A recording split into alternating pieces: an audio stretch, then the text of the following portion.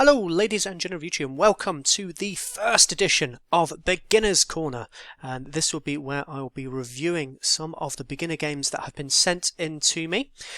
This was part of a post that I put up on the Reddit chess sub-forum, where I just asked beginners below sort of 1200 ELO to send in some of their games for me to review, and I had a little bit of response. I actually had 4 games sent in to me, which was really nice, and I hope to continue this series. I might actually share this on the Chess Beginners subreddit and share some of the game. If you guys want to share some of your games on there, that'll be brilliant. Otherwise, this was the first game that was sent into me. But before I review it, I just want to give you some really good general beginner advice. So we've probably, as I know, I've probably got quite a lot of players who are in the sort of sub 1200 category who have just come into the game, or just sort of learning the game, or learning how to try and get better in it. And one of the things that really helped me improve was when my first chess teachers used to say to me, when you're ahead in a position, look to trade pieces, and when you're behind in the position, try and avoid any exchanges, so avoid trading pieces. This is really good advice because it helps you when you get into an endgame.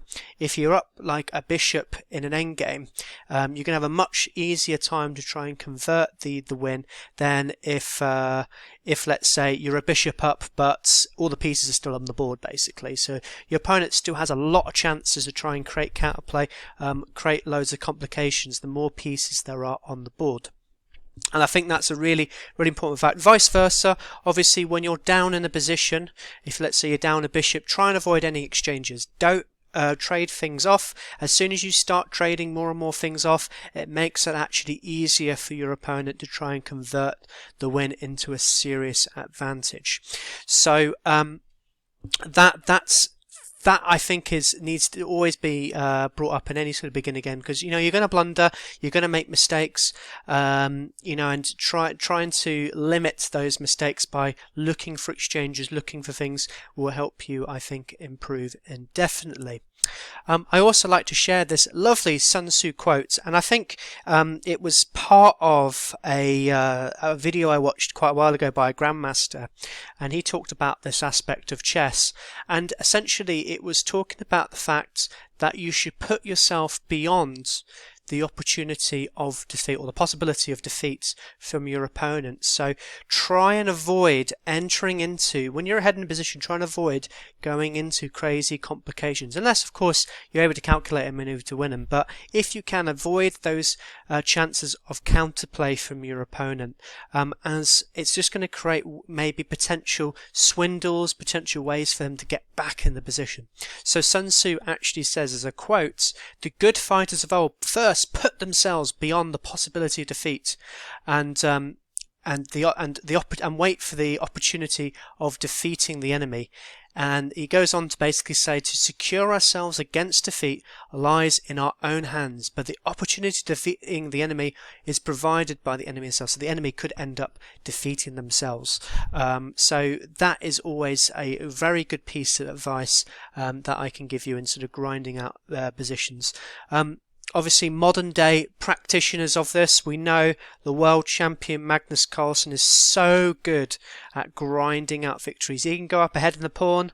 It might be a totally drawn endgame, but he'll still find a way to grind out his opponents and be able to defeat him. And he's so good at that, and restricting any crazy counterplay from his opponent. Right, I've done a lot of waffling. Let's actually go into the actual video itself. So this first game was sent to me by a player by Randy Marsh 420. He was playing on the black side. He actually played very well in this game. I think his opponent really was the one that made quite a few blunders. But there's still some little things that I maybe want to bring up in some of the critical points of the game. What I will say, actually, whenever you're analysing any of your games, I think it's always really important to play through the games and look at the critical positions in the position. When I say a critical position, I'm looking at any moves where there's lots of captions happening, or any place where there's big blunders, or people lost pieces or whatever. And just have a look, stop at that point and try and look for maybe better moves in those positions, or try and think of the better moves. Once you've gone through the whole game and looked at the different critical positions, I would then recommend switching on your engine and then actually telling you maybe where some of those critical points are and analysing perhaps where you could have made a better move. But as I say, engines, they can be easily abused, so just make sure that you use them properly. Don't just switch it on and just go, okay, I don't understand this position. You need to use engines are great sort of, I guess, fact checkers, if that makes sense. They're good at calculating lines, but are not so good at telling you actually why it's suggesting a certain move, perhaps. Okay, so all right, here's the position. We have so black is playing what looks like a Ghiaccio Piano. So this is a very quiet game. It's known as the quiet game, and you can play things like c3 followed by d4. These are sort of the plans, the eventual plans in this. Meanwhile, the black bishop will come to this square c5 and then look to castle. Both sides get a nice game. It's played by the grandmasters. I quite like this position, so it's certainly an interesting line. So bishop c5 was played, so really good. And here perhaps we see the first inaccuracy of the game. So knight to g5, and I guess this move would work in a different type of position. If we go right back to the beginning, if let's say, well, maybe not the bishop first, but let's say knight came out here, and we had this variation, so we know as the two knights, then we can get away with a move like knight to g5, and this is definitely a real threat and something that black needs to parry with absolute accuracy. I've covered the two knights in quite a lot of videos, so I'm gonna just link them in the bottom below for you guys to maybe have a look at. But essentially the idea here is you want to play d5, and after the pawn captures, you then want to play knight to a5. It's very complicated lines. You don't want to capture here, as you can enter into what is known as the fried liver attack, and is actually, although the engines give it equality, it's incredibly difficult to practically defend this position.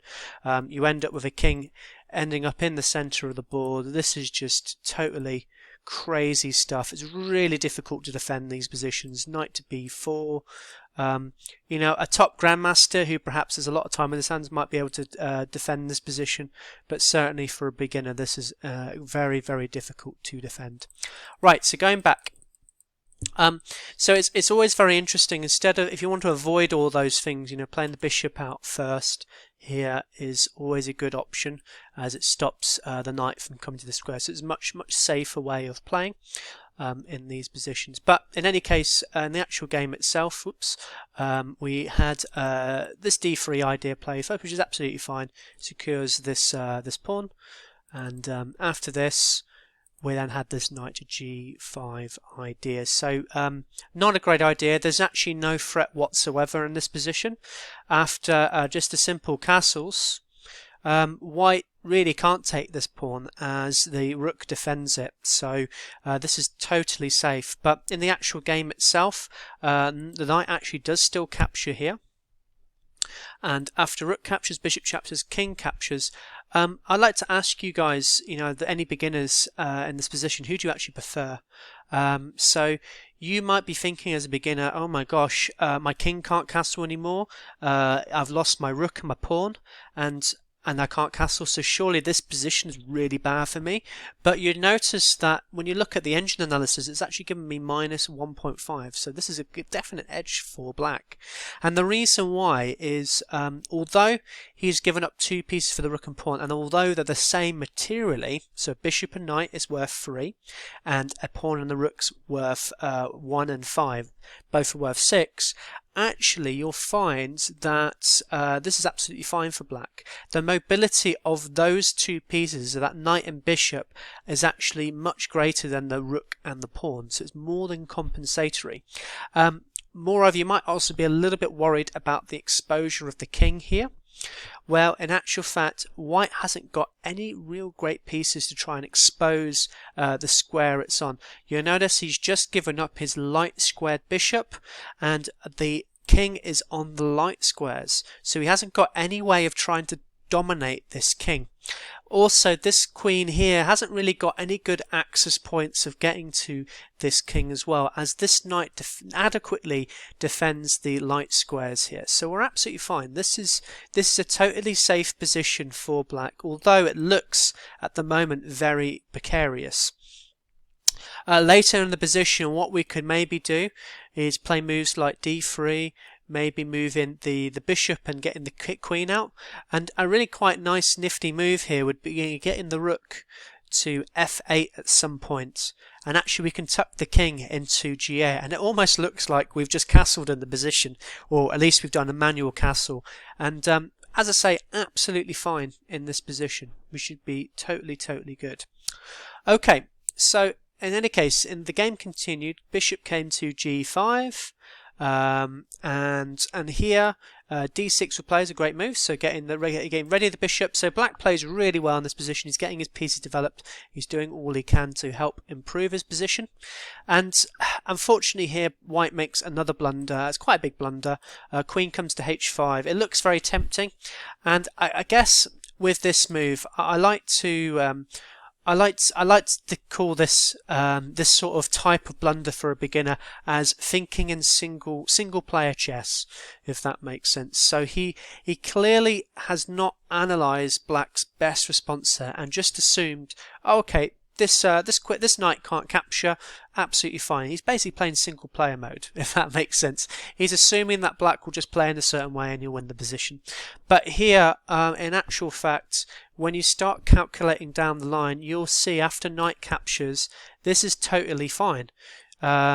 These things start exchanging off, and you'll notice here that in actual fact, white, it is actually black who is up the clear exchange here. So the game continues. Knight to c3, knight to f4. This is a really nice square, so we're now hitting this g2 pawn. But this is always a very good square, and again, I think for any beginners, if you can ever get a position where you get a knight in the centre defended by a pawn, this is known as a knight outpost. This is always really good positioning because this knight can control so many squares from the centre.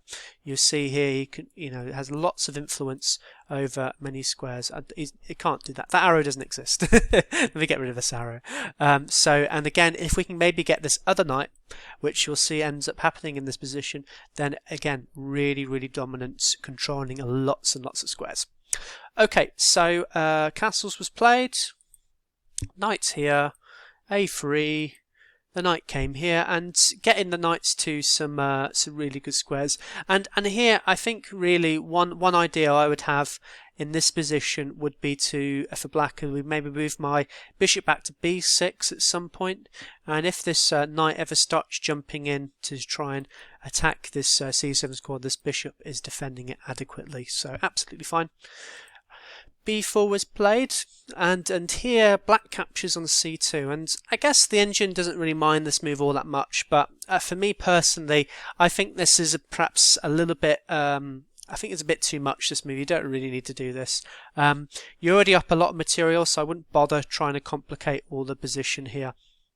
Obviously it's hitting this rook, so you can't really take this bishop. Here I think a much safer continuation. Bishop to b6 again. We're holding on to these pawns. There's no chances of this this knight coming into these squares really. Okay, so in any case, knight captured here. Rook came here, and now we've got a bit of a dilemma. How do we save both these pieces? Because both of them are now under attack. And this is again why I don't like these trying to play too complicated. You end up getting yourself into a bit of some problems here. If, for example, we just moved this bishop away already, white is coming back into the position. But black finds a really quite nifty way of staying ahead. He captures here with the knights, and after pawn captures, bishop captures, and he sacrificed a knight for 3 pawns. And these 3 pawns here, as we're getting in further and further into the endgame, are starting to get really good. If, as just again, general advice for any beginners: if you're in the endgame, if you've got any passed pawns, look to push them. as so when I say pass pawn, a pawn that has not got an opposing pawn against it. You can really cause these guys, the value of these pawns starts to dramatically increase as you get into the endgame, as the chances of it becoming a queen increase. Okay, so knight came to b5, and again this was maybe the problem of not doing this other way with the bishop coming here. Is now this knight again starts to muddy up the waters a little bit. Knight came to c6, knight to c7, hitting this rook, and there's not really a great way to meet this. You can play rook to b8, you're still fine here. After rook comes here, again it just starts to complicate itself a little bit. I think after this you're fine though, so I can't really disapprove of black's position because he's still absolutely fine in this. But again, just creating maybe some unnecessary complications in this position. So right, what happened in the game? So after c6, knight came here. In fact, black made the very bold decision. He just actually played bishop here, and again, probably maybe a little bit questionable. Maybe lets white back into the position slightly, but in any case, the rook came to b2, so hitting here.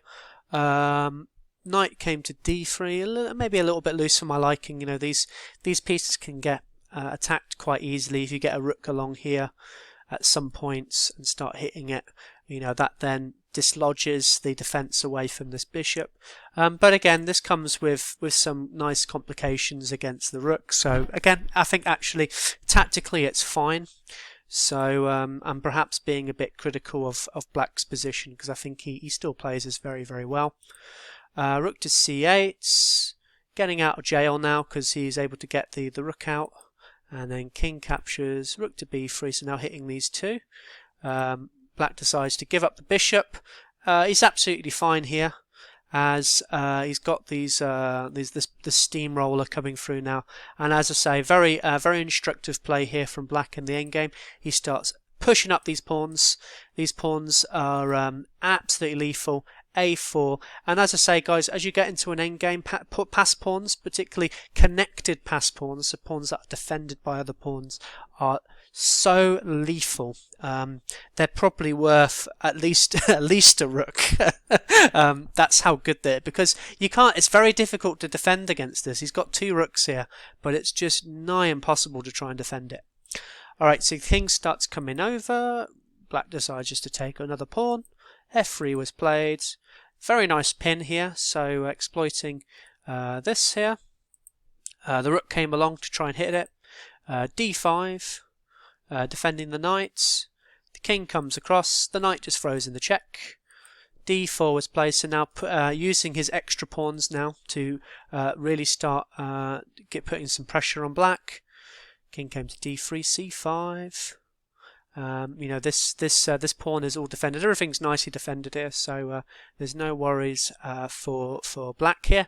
And here, in fact, white ends up just giving up the exchange here, which was a shame. So makes it much easier now for black to win this position. Again, if you're down, I mean, I know it's not ideal. In fact, the engine is actually just recommended taking here, but just try and keep your chances as complicated as possible. You know, try and avoid the exchange. You never know, black might end up blundering a pawn or something at some point. So these things start all flying off, and there's actually a really cute ending here after a few more moves.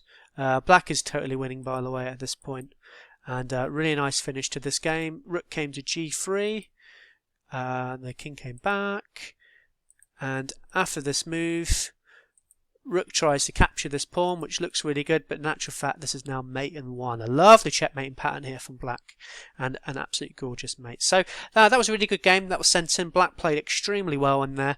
So again, just some lessons, I guess, from that. If we go back to the starts, I guess one quick thing, you know, don't be afraid about this type of thing. If your king's castled, don't worry about this capture in f7. It's very common in beginner games. Don't have to worry about this. The rook and pawn is more than compensatory to the knight and the bishop. And yeah, it's just all about trying to put yourself as far away from defeat as possible. So bishop b7 maybe was a better idea.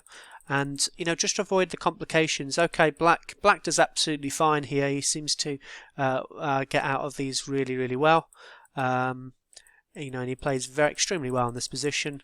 And then I think the last lesson in the end game, push these pawns, especially when you've got connected pass pawns, are lethal.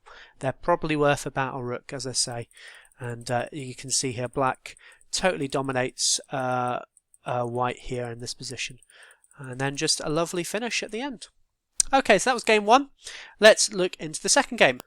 Okay, so here is the second game. The beginner who sent this to me was playing as white, so we've flipped the board to the white side. It was a Ruy Lopez in this position, and we reached what's known as the Cosio defense. I don't really know too much about this line, as it rarely kind of comes up in Ruy Lopez's, but I guess the advantage of it is that white can never really capture this this knight here, as it's defended by this other knight, so it doesn't really make sense.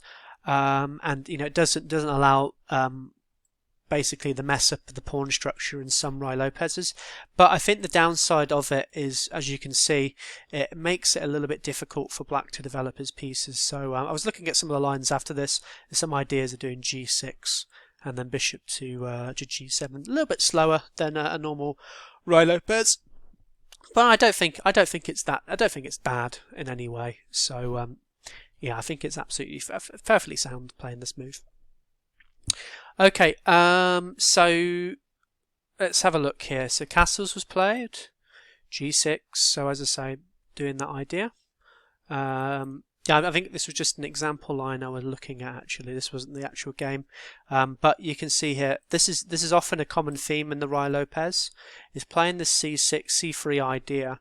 And this has a number of different ideas. You move the bishop back and you come into this square after, of course, it starts getting kicked around by maybe a6.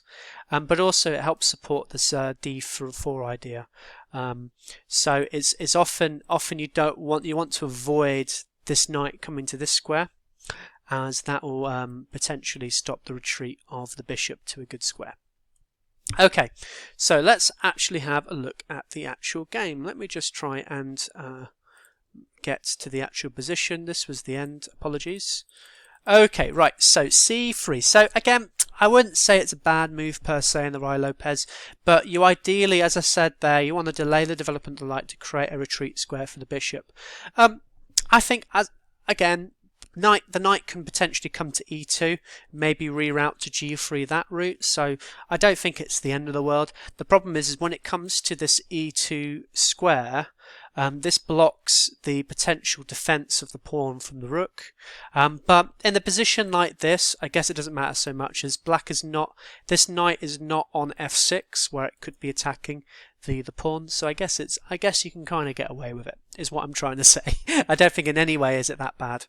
In actual fact, this knight to c3 in the Masters game anyway, it's been played most frequently after the castles move, and in actual fact, people like Peter Svidler's played it, Dominguez, Perez. So I think actually, to be honest with you, maybe I'm talking absolute rubbish here. I think actually this is totally fine. If the Masters are playing it, then you can play it too. But that's just my personal preference anyway. I think these ideas, I think they start to become a little bit dangerous, and you potentially could lose your bishop.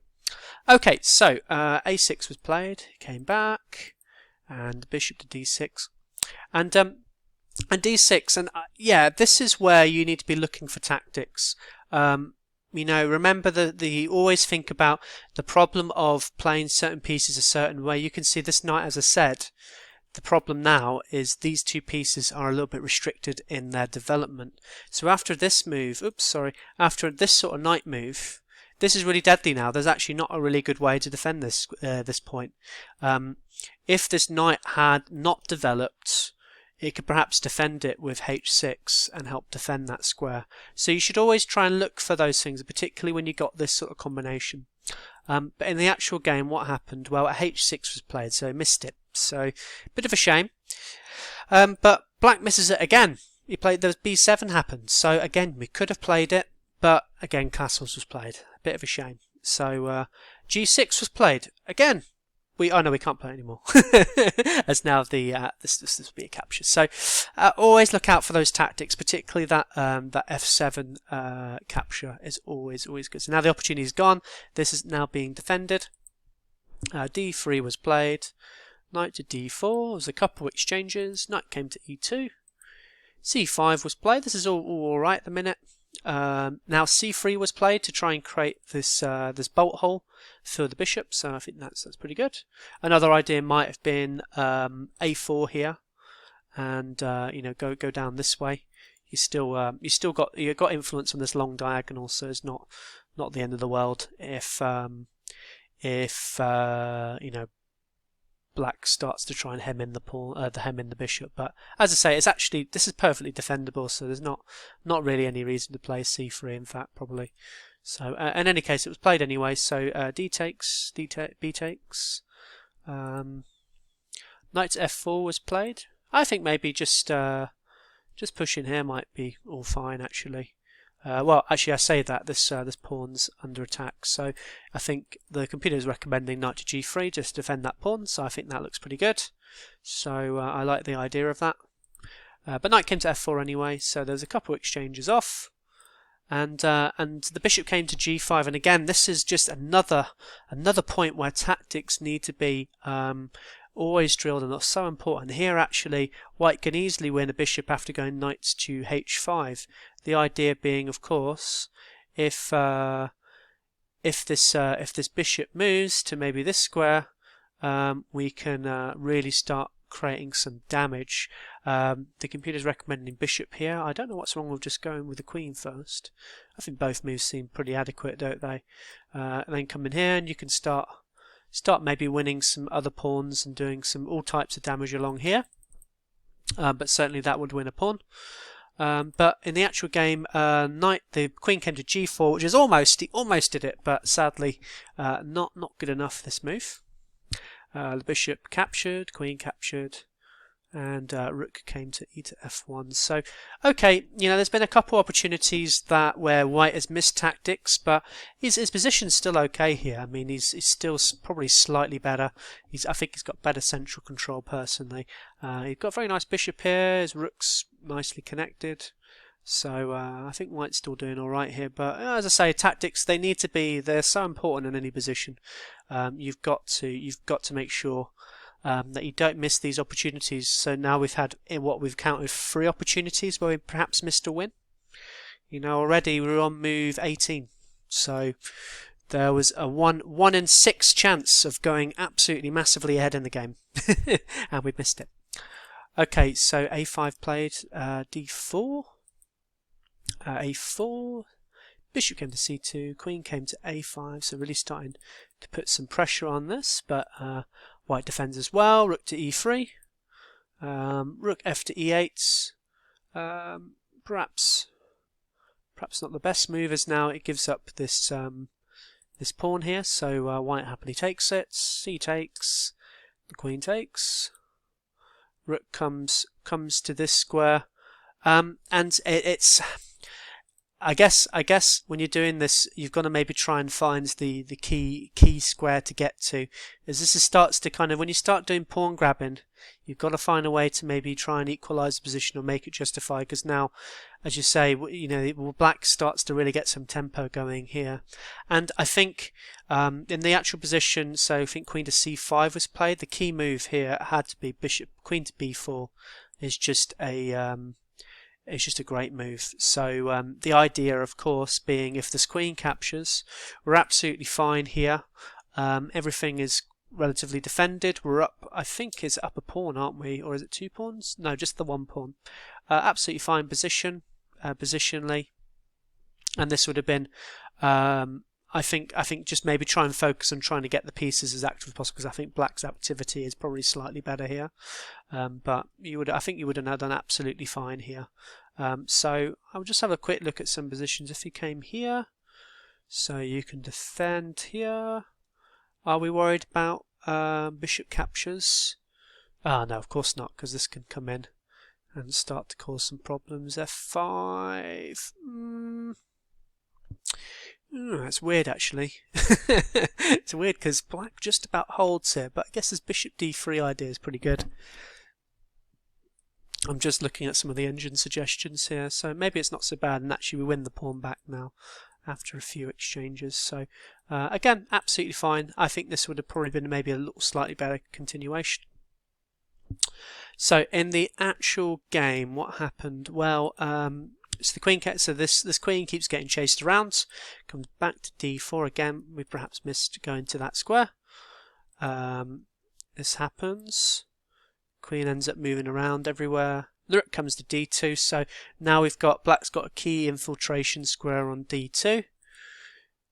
So yeah, you can see now black's having to really passively defend, but it's in no ways as white losing at the minute. He's still doing fine. There's a few more things. Oh, okay, so yeah, that's a bad move. You can see the thing completely jump down, and the reason why is he just blunders into a checkmate. So, oof, ouch, not good at all. So he goes here, and then suddenly checkmate is found. So, yeah, I think my only real advice to this one, yeah, tactics are so important, and then looking for those exchanges when you're ahead. We certainly had, despite the blunders and the mistakes, you know, just looking for those exchanges, we probably still would have been fine. But we certainly had 3 occasions where we could have gone up in material and we missed it. And the end, actually, we made one big blunder and ended up losing. So again, I can't stress it enough, guys. You know, this is why I've got loads of tactics on my channel. I love solving tactics, but it helps me try and see these certain positions and stopping them from occurring. Right, let's move on to game number 3. Okay, so this is game number 3. It was sent in. It was a rapid game, actually, only 10 minutes long, which wasn't too happy about. I think if you're trying to learn to improve and trying to get better, try and play as slow as possible. I think you know, playing quick games, yeah, it's fun just recreationally and having a good time on learning openings, but in actual fact, I think you're much more likely to improve if you do as slow as possible in your games. But let's see how we got on in this position. So what actually happens? We had let's have a look. d4 was played, d5, knight to c3. So we had the Veroslav attack played here. There's nothing wrong with this move. It was called the Jagoran variation as well. That's the other name. So I didn't know that. But essentially, generally speaking, in these sort of positions, we don't want to block the c-pawn. But it's not really the end of the world, if I'm ever being perfectly honest with you. And for beginners, I don't really want to confuse you too much. But ideally, we want to play the c4 idea as this is one idea of pawn break that we can make. But by playing this move, we're going to be looking for this e4 pawn break instead. Okay, so knight to e6, and I mean my only problem with this move, and it's not really a big issue, but this will actually transpose into a line of the French. So after e4, and you've got to know what to do in the French, but after e4 you've actually transposed to a mainline French here, which again you can play, it's totally playable, but you've got to know what you're doing. That's my only my only bit of advice here. Okay, so what actually happened then? So knight came to f3. You know, again, not terrible. I think white needs to think about how he wants to achieve his pawn break, though. e4 would have been probably, again, going into French would have been much better. But knight to f3, queen to g5. So we're now, okay, this is now a Veroslav attack. Okay. Right, so what happened in the game? So we had h6 was played, h4, bishop e7. I think this is fine, isn't it? What actually happened in the game? Okay. Right, so let's promote this one. Apologies for this. I've been doing all my different analysis has confused the position. Okay, right. So yes, so in this position, bishop d6 was played. Well, I guess I would have much preferred bishop e7 is always, and I always love this pawn structure. I've done videos on this pawn structure. Absolutely fine, totally solid. Castle, absolutely fine in this position. But by playing d6, this is the problem. Knight to b5. A little bit annoying. We're now hitting this bishop. We're threatening to double up these pawns potentially. Although this queen still defends this this bishop, so it's not, again, not the end of the world. But after the queen captures, we've got these potential ideas, getting the bishop onto arguably a better square where it can get influence along here. And there's also threats of even just capturing here after this and then doubling up the pawns. That's a potential issue. But again, these double pawns wouldn't be the end of the world, as if we could potentially push these up. So maybe it's not as bad as I think it is, but it's a little bit annoying. So knight to c3 was played, and then c4. Interesting. Okay. Right, so c4 was played, and b6. Ooh, yeah, that looks fishy. Looks very fishy, that move. There's a couple of captures here. Knight captures. Queen came to a4. Wow, okay. So we had, okay, that's an interesting move. So actually, I don't think black's played this too badly. It's still giving a slight edge to white, but I think this is pretty good. You've neutralised quite a lot of his threats. I'm just not happy about this sort of stuff. The problem with this b6 move. Okay, you want to fianchetto this bishop. I understand. I get where you're coming from, but the problem is after this move, this bishop diagonal is now open. So there's no need for this fianchetto move. So yeah, a little bit of a waste of time. I think in your comment, if I remember, you talked about the fianchetto being a bit of a waste of time. And you can see why, that could be why you could see it that way. Okay, so what actually happened in the positions? So let's go back. So there was a few exchanges off. So there was a few nicely neutralized. And a3 was played. Oh wow, okay. So not a great move because this now threatens this square. So yeah, great. Took advantage of that, and we're now up 7 points in material according to the engine. Although I think we're just up a rook in when you actually look at it normally. Knight to e5 was played. Castles. e3. I think black plays is quite nice. He gets all his pieces out.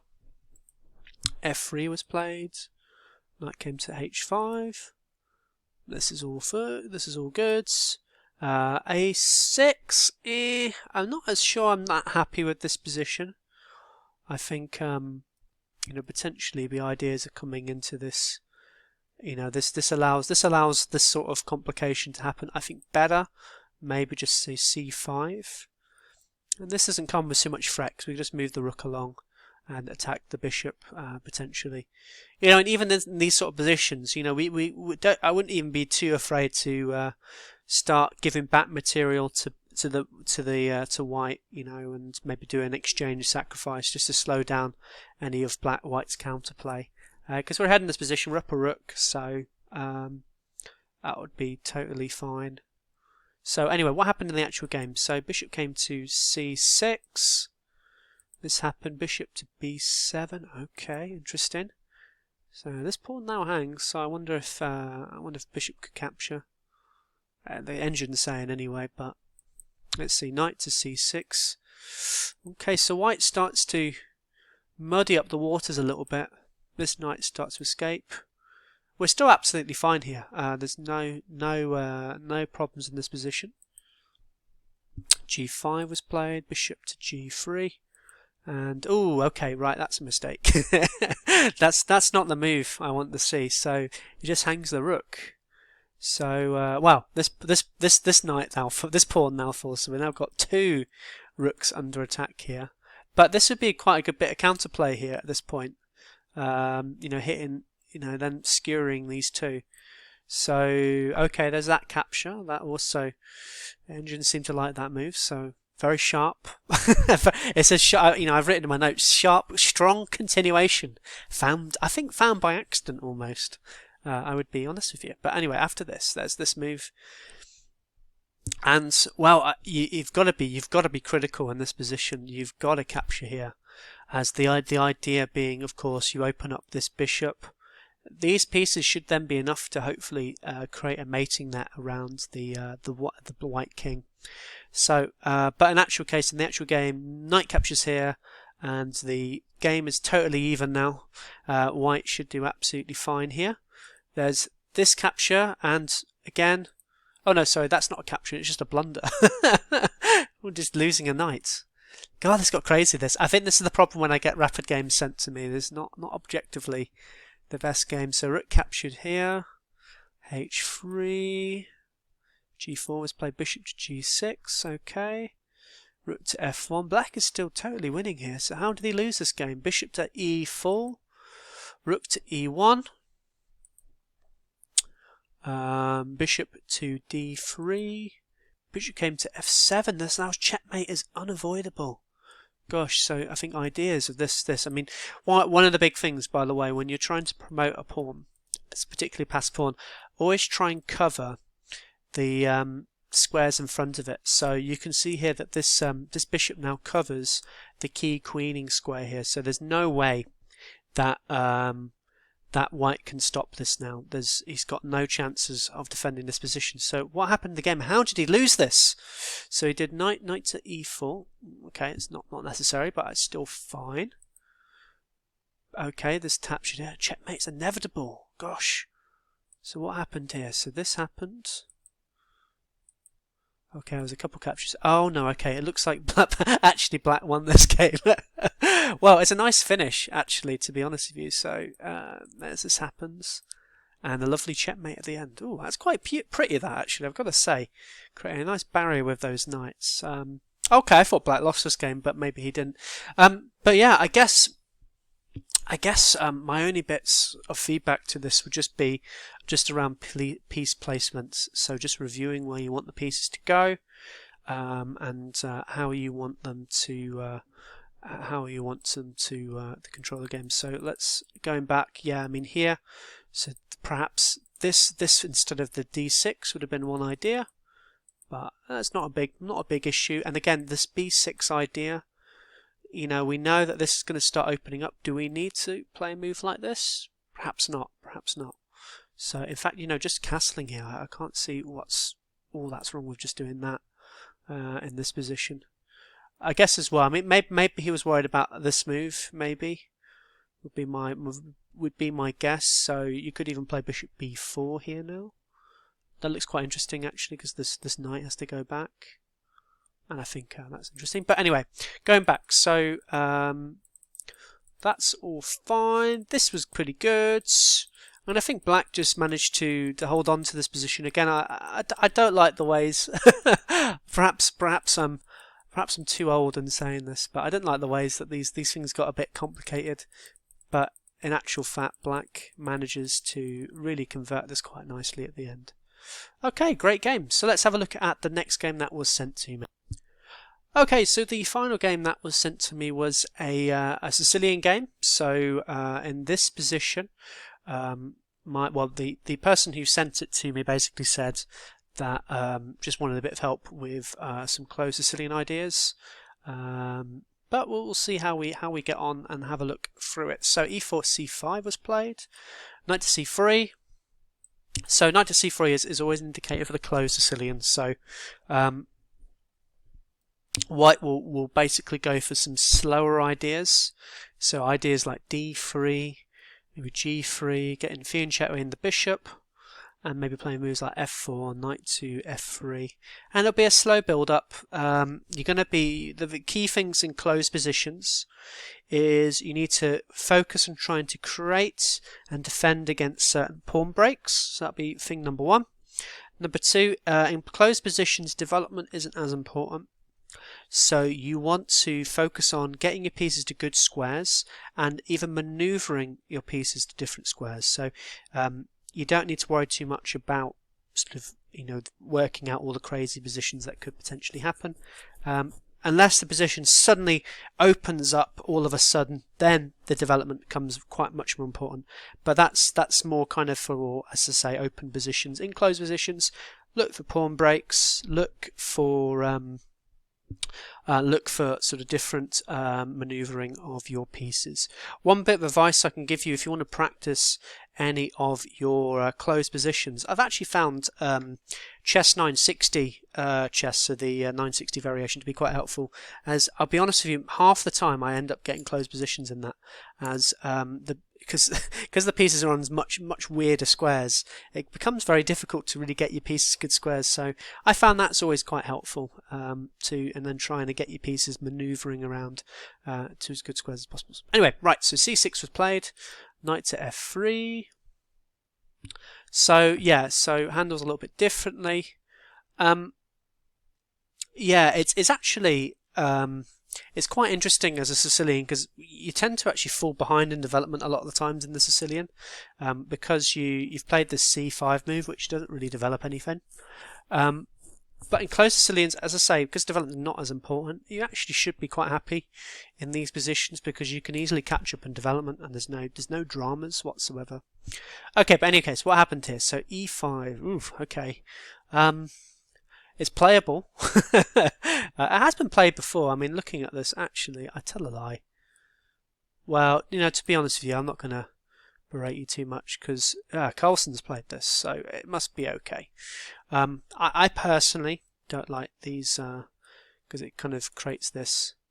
But I guess this has a bit of a was it Kalishnikov, or was it Shefrikov type of feel to it, so you get this backwards pawn, but otherwise you should be fine. We just have to be careful on these light squares now.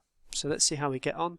I think a bit more traditional, maybe playing e6 or g6 here, I think are absolutely fine. Okay, so e5, bishop c4, knight to f6. Oof, okay. So yeah, this is definitely a tactic now. So certainly missed here, so we've got to be really careful, because now this just wins a pawn, so you're going to have to play this sort of stuff, and have to give up a pawn and just be down the pawn in this position. So okay, what's happened? b6. Ooh, okay, so that was missed again. So but again it was missed, so it's fine. So black has survived this position somehow. Bishop to e7. Okay, how's the castles? Bishop g5, h6, there's a few exchanges. It's knight coming into d5, it's a potential problem. Queen to e2, knight came here. Okay, so there's a few little stuff. I quite like this actually. This is really good. So again, for any beginners, if you can create pawn weaknesses, but it's around your opponent's king, that's always a good thing to do. Because now after this is just clearly winning for white now, as white has got very these key squares around the king is certainly going to be very difficult. So the advice that I would have when you create these sort of pawn weaknesses like this, just get all your pieces over to that side. There's something bound to happen. Something will happen. Okay, so queen to e2, and then sorry, I missed a move here. So bishop came to d5, e2. Bishop h4, not too sure. It seems to have wasted a bit of time. I think, again, just get your pieces to the good squares. You should have been, maybe not a queen to to e6 there, jumping like a knight. But I guess this has an idea now of just coming to the square, so that's got to be good. Rook came here. Okay, king to e1. So d5. Ooh, okay. I mean, no need to go crazy. I mean, d6 just works just as fine, because you can just move the bishop here. The problem with this move, you're just giving up a pawn for no reason. Because now after bishop captures, which is what happens in the game, this rook's under attack. You've got to waste time to get the rook out. So what happened anyway? So bishop to e3 happened anyway, and it looks like black should be checkmating here quite easily. But it's giving white the advantage, and I think it's after a move like just rook to g1 seems to do fine, and that's what happened in the game. So the queen came to f6, so we're now down a rook. Okay, well, I mean they're down an exchange here, but it's I guess it's white who's got all the initiative here. So I mean this would be quite a difficult position to still defend for white.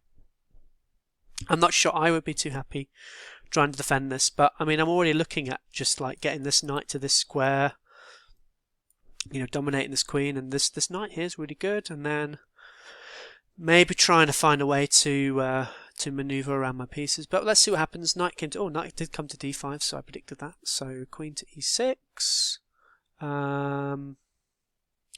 Yeah, again, that sacrifice didn't need to happen, but let's see. And as I say, again, it goes back to my original point that I said earlier in the game. Don't put yourself into these complications.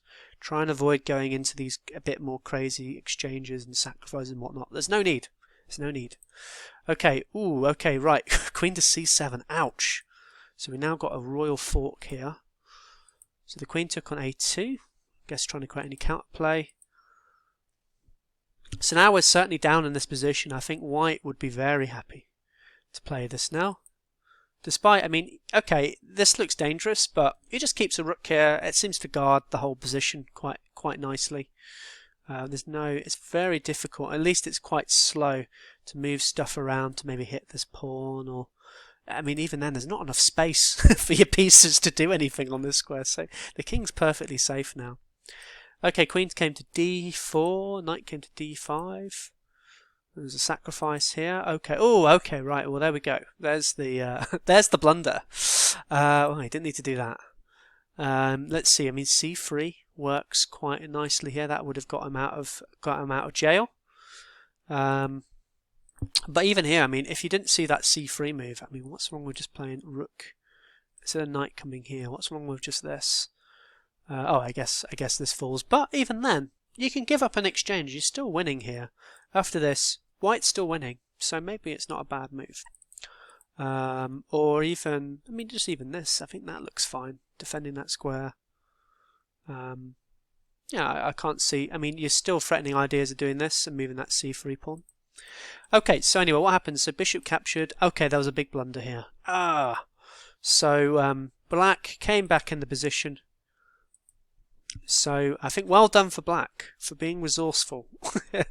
Certainly. I mean, that's a really nice resourceful win here. So queen took on f3. Rook came to g2. Well, there was no defense really, so and then checkmate there. Wow. Okay. So what can we say about this game? If I let's go for the critical points. So yeah, so just tactics. So 1, 2 times, missed it again. And then finally, so it's twice there, 2 tactics that we missed in a row. So this was ended up being fine. Ended up being quite a nice little position for that. This was really good for black. And actually, he did very well in creating an attack. He got his pieces over there. Okay, this was pointless. We didn't need to do this. D6 would have been fine. And if that bishop still came there, we could have just moved along the rook and been absolutely fine. But this just creates needless complications. Okay, we're threatening mate, but we need to always look at what can white do. Has he got ways of creating tempo against this? And yeah, that rook to g1 really generates a lot of tempo here now. As now after that bishop falls, I think white's doing fine here. Yeah, just some complications now. Needless blunders, but here, absolutely happy days. It's so easy. I mean, it's so easy to lose these sort of positions when you're defending. That's why it's so important to try and be attacking at all times. When you're defending a position, it's so one mistake and you're done for. When you're attacking, you make a mistake, but you might go into an endgame, or you might find another way to attack him or something.